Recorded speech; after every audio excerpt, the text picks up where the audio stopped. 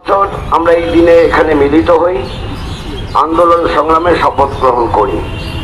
আমি শুধু একটি কথাই উল্লেখ করব, কমরেড লেনিন পথ দেখিয়েছেন মানুষের ঐক্য, সংহতি, সম্প্রীতির মেলবন্ধন কি করে তৈরি করতে হয়, শ্রমজীবী মানুষকে কিভাবে সংগঠিত করতে হয়, আর শ্রমজীবী মানুষের তার মুক্তির জন্য লড়াই সংগ্রামে সাফল্য কি করে অর্জন করতে হয়।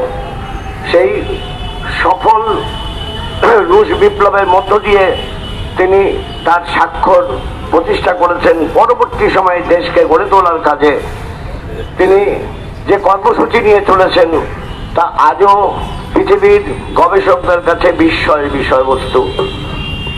আমি একটা কথাই উল্লেখ করব যে যেভাবে আমাদের দেশে এই নয়া ফ্যাসিবাদী শক্তির পক্ষ থেকে আন্দোলন সংগ্রামের উপর দমন পীড়নের কর্মসূচি নিয়ে পথ চলতে চাইছে, যেভাবে শ্রম কোড তৈরি করেছে শ্রম দাসত্বের পথে মানুষকে ঠেলে দেওয়ার জন্য, তার বিরুদ্ধে লড়াই সংগ্রাম আমাদের জারি রাখতে হবে।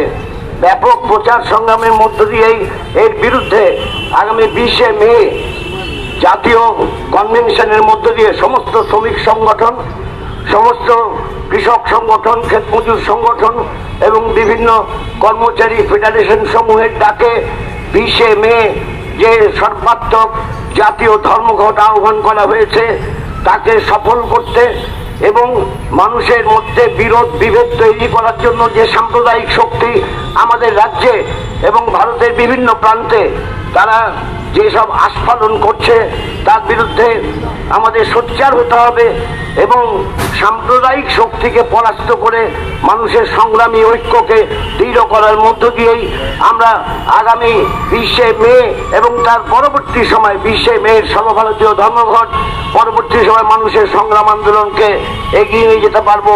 তার শপথ গ্রহণ করবার জন্যই আমরা আজকে লেনিনের মূর্তির সামনে এখানে মিলিত হয়েছি, তার প্রতি শ্রদ্ধা জানাতে। কমরেড লেনিন, লাল সালাম।